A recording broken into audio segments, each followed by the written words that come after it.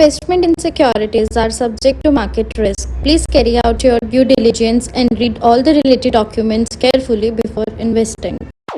Channel को subscribe करना ना भूलें और हमारे ताज़ा वीडियो सबसे पहले देखने के लिए बेल आइकन को दबाएं।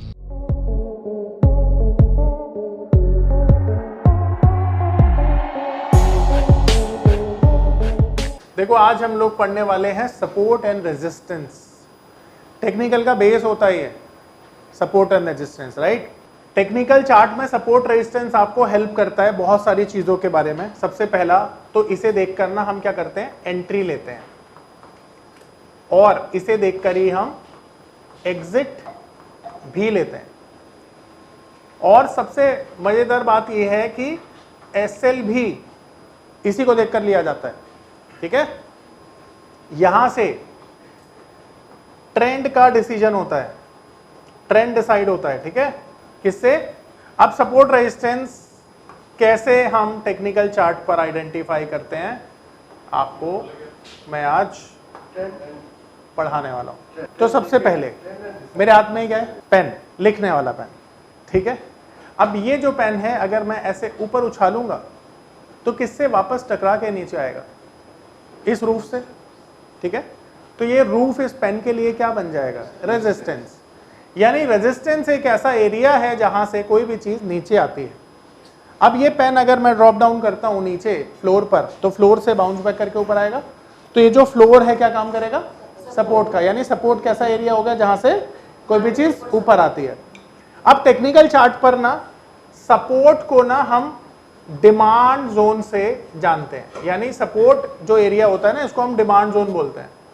और यहां से बाइंग की जा सकती है, प्रोवाइडेड कि वो स्ट्रॉन्ग कितना सपोर्ट कितना स्ट्रॉन्ग है, ठीक है। अगर कोई भी स्ट्रॉन्ग सपोर्ट मार्केट में दिखता है तो वहां उसी को क्या बोला जाता है, डिमांड जोन। वहां से मार्केट ऊपर जाता है। रेजिस्टेंस को क्या बोला जाता है, सप्लाई जोन। तो जहां भी रेजिस्टेंस आएगा वहां पर सेलिंग या प्रॉफिट बुकिंग की जाती है, ठीक है। आ रही मेरी बात समझ में। अब इसको कैसे टेक्निकल चार्ट पे आइडेंटिफाई करते हैं वो आपको सिखाते हैं। अब एक और चीज, ये सपोर्ट और रेजिस्टेंस जो होते हैं ना, शॉर्टकट में लिख रहा हूं मैं, ये दो तरह के होते हैं। पहला time wise support and resistance, दूसरा price wise support and resistance, ठीक है। अब टेक्निकल चार्ट इस तरह से बना होता है ना, ऐसे। नीचे क्या लिखा होता है, जनवरी, फरवरी, मार्च, अप्रैल, मई, जून एंड सो ऑन, इसी तरह से लिखा होता है। नीचे टाइम मेंशन होता है, इधर प्राइस मेंशन होता है, इस तरफ 100 रुपये, 120 रुपये, करेक्ट, ऐसे ही होता है ना। अब बहुत सारी कैंडल बनती हैं यहाँ पे टेक्निकल चार्ट पर। अब कैंडल को मैं लाइन के हिसाब से समझा रहा हूं ताकि आप ज्यादा अच्छे समझ पाए। तो मार्केट में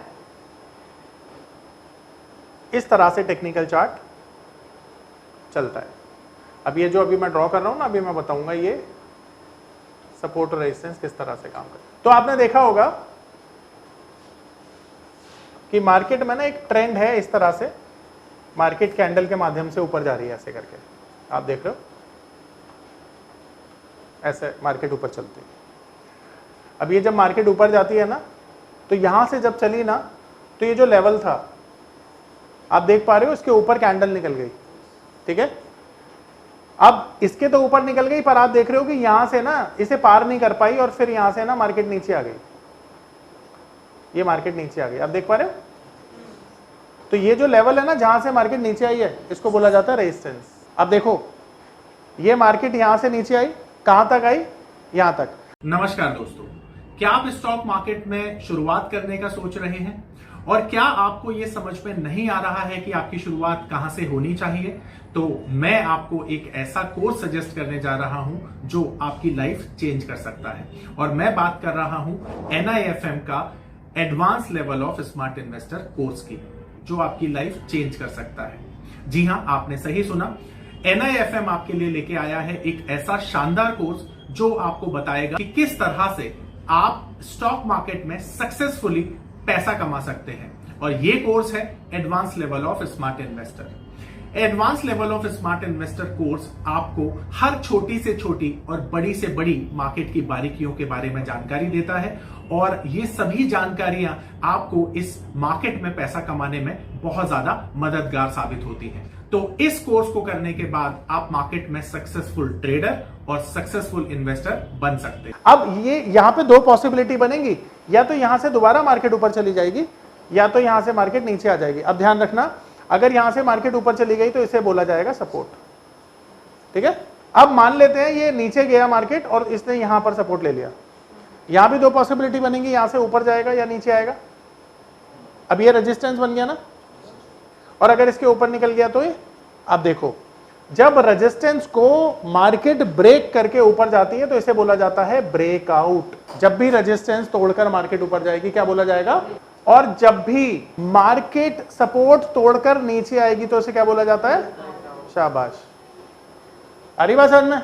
अब एक और चीज, ये मार्केट के लिए क्या था, रेजिस्टेंस। अभी भी रेजिस्टेंस है, दो बार नीचे आया, अब ये ब्रेकआउट हुआ, यहां भी ब्रेकआउट हुआ मान लो, और अब मार्केट आ गया यहां पर। तो अब जो पहले रेजिस्टेंस का काम कर रहा था अब क्या काम करेगा। आ रही बात समझ में। ये सपोर्ट रेजिस्टेंस की कहानी इस तरह से चलती है। अब एक और चीज, यहां पर ना आप देख रहे हो कि मैंने आपको बताया था कि दो तरह के सपोर्ट और रेजिस्टेंस होते हैं, पहला टाइम वाइज, दूसरा प्राइस वाइज।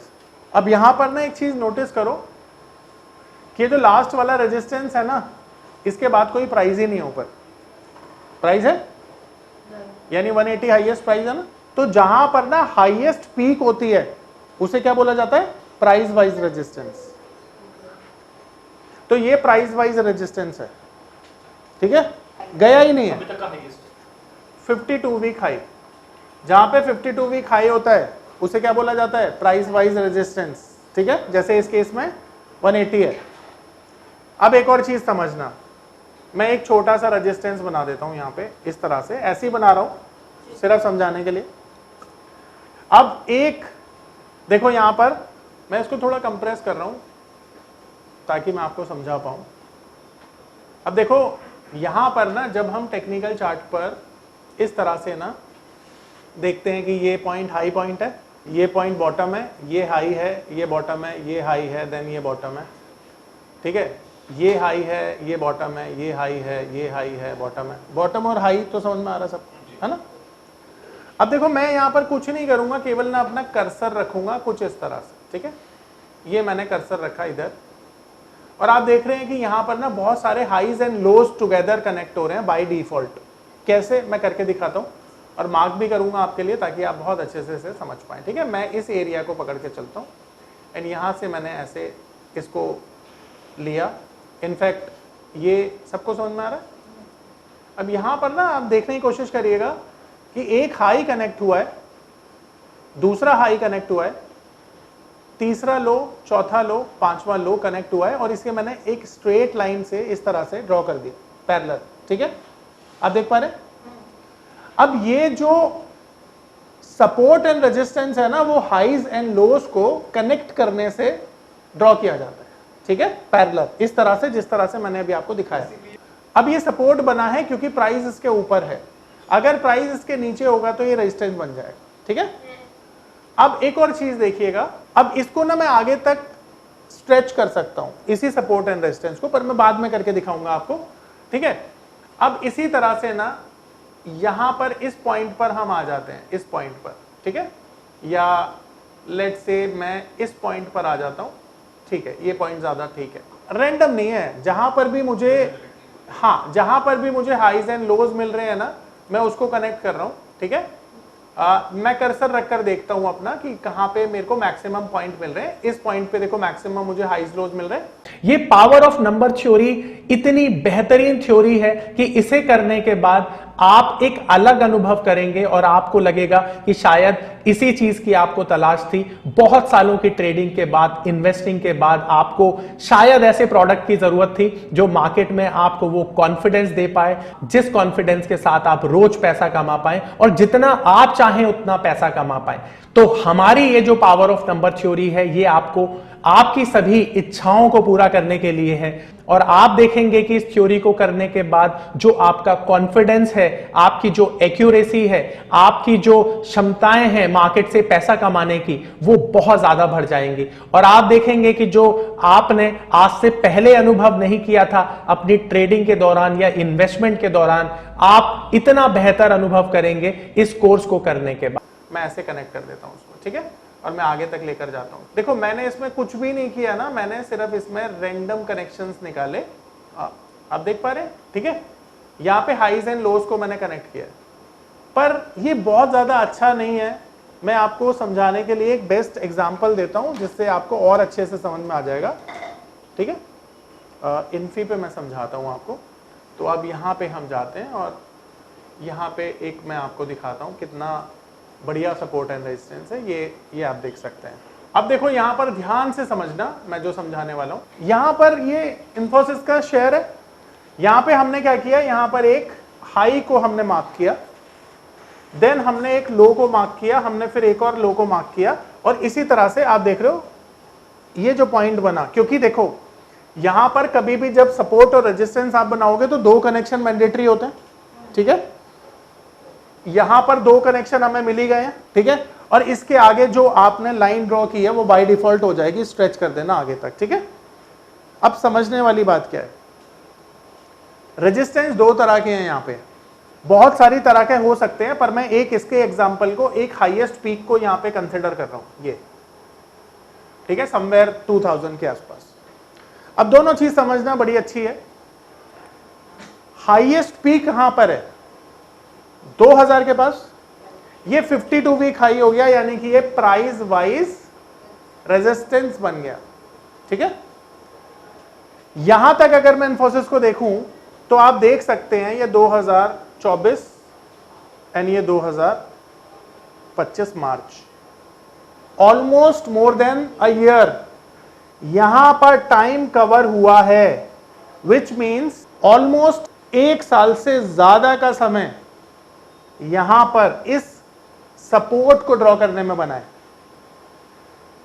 अब मान लेते हैं कि मैं अगर इस एरिया को केवल कंसिडर करूं और एक पूरे एरिया को कंसिडर करूं, तो सिर्फ अगर मैं इस एरिया को कंसिडर करके इसका सपोर्ट निकालता हूं तो इसने केवल 4 महीने कवर किए हैं। इसने, एग्जाम्पल के लिए समझा रहा हूं, मैंने टाइम देखा भी नहीं है, 4 महीने और 1 साल से ज्यादा का समय। बड़ा समय कौन सा है? तो जितना बड़ा समय कवर करता है ना सपोर्ट या रेजिस्टेंस, वो उतना ही ज्यादा पावरफुल एक्ट होता है सपोर्ट और रेजिस्टेंस के लिए।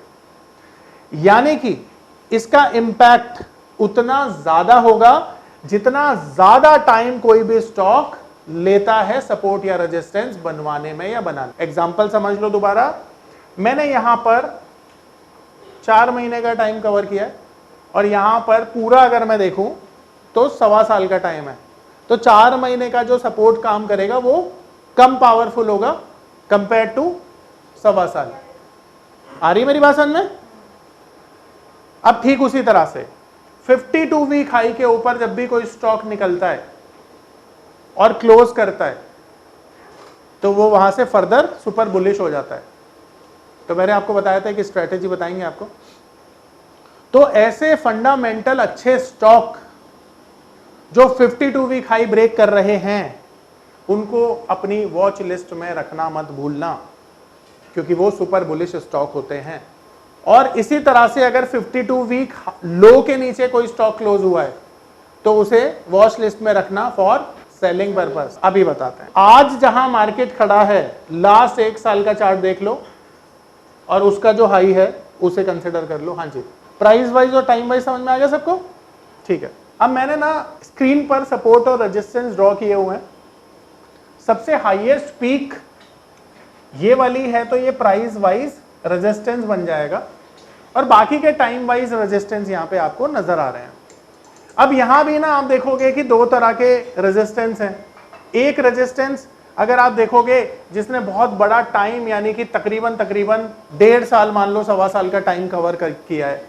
दूसरी तरफ यहां पर भी रेजिस्टेंस है पर इसने 4 महीने का टाइम कवर किया है और इसने 1.5 महीने 2 महीने का टाइम कवर किया। अब यहां पर एक बात तो बहुत सिंपल हो जाती है कि जो सबसे ज्यादा टाइम लेकर रेजिस्टेंस या सपोर्ट बन रहा है वो आपके लिए एक मेजर सपोर्ट का काम करेगा।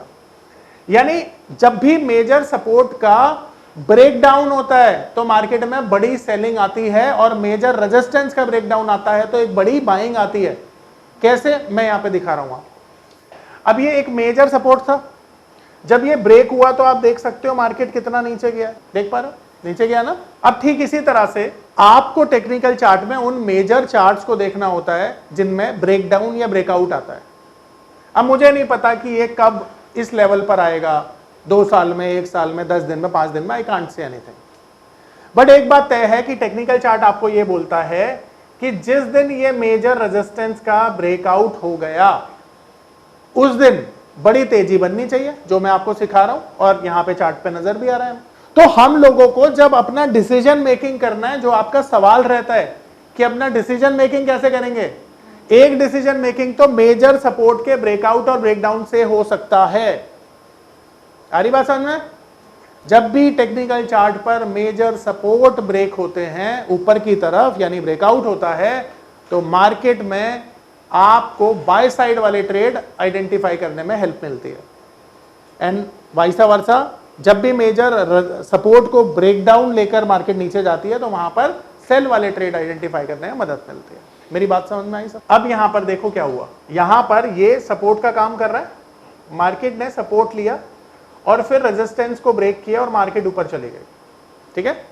फिर मार्केट नीचे आई और जहां पर मार्केट का सपोर्ट एरिया है वहां से मार्केट ने सपोर्ट लिया, देखो, फिर रेजिस्टेंस लिया, देन सपोर्ट लिया और इस बार ब्रेकडाउन हो गया। ब्रेकडाउन हुआ तो मार्केट नीचे आई और कहां से मार्केट बाउंस बैक करती है, जहां पर सपोर्ट था। मार्केट फिर ऊपर जाती है और ब्रेकआउट करती है और ब्रेकआउट के बाद डबल ब्रेकआउट करती है और फिर ब्रेकडाउन करती है और फिर मार्केट आ जाती है अपने सपोर्ट के पास और सपोर्ट के ऊपर फिर जाकर मार्केट रेजिस्टेंस को रीटेस्ट करती है और दोबारा से नीचे आ जाती है। अब ये खेल चल रहा है काफी टाइम से, पर यहां पे फाइनली ब्रेकडाउन हुआ और ब्रेकडाउन के बाद मार्केट नीचे गई और बैक टू बैक ब्रेकडाउन देती चली जाती है मार्केट और एक बहुत बड़ा लो मार्केट में देखने को मिलता है। अब यहां पर ना ब्रेकआउट और ब्रेकडाउन से केवल काम नहीं चलेगा, आपको और भी चीजें देखनी होती हैं। पर मेजर डिसीजन लेने के लिए ना चार्ट के जो मेजर सपोर्ट और रेजिस्टेंस होते हैं उनको फॉलो किया जाता है। यानी कि आपका जो मेजर डिसीजन होगा बड़ी बाइंग बड़ी सेलिंग करने के लिए, वो मेजर ब्रेकआउट और मेजर ब्रेकडाउन पर होगा। अब एग्जांपल के लिए मान लेते हैं आपके पास XYZ शेयर है और उसमें ब्रेकआउट आ गया। अब दुनिया में किसी से पूछने की जरूरत नहीं है स्टॉक कहां पर जाएगा, क्योंकि टेक्निकल चार्ट आपका बता रहा है कि मेजर रेजिस्टेंस ब्रेक हुआ, यानी मार्केट ऊपर जाना चाहिए। और सिमिलरली अगर आपके पास कोई अच्छी क्वालिटी का शेयर है और वो मार्केट में ब्रेकडाउन देता है, 4 साल 5 साल का मेजर सपोर्ट ब्रेक किया है उसने, तो वहां पे इमोशनल मत होइए। आप समझ पा रहे हैं? इमोशनल नहीं होना वहां पे, क्योंकि मार्केट नीचे जाएगा, ये हमें टेक्निकल चार्ट बता रहा है और जो आपका टेक्निकल चार्ट बता रहा है उसे आपको फॉलो करना चाहिए। बोलो, मैं क्लियर हूं यहां पे?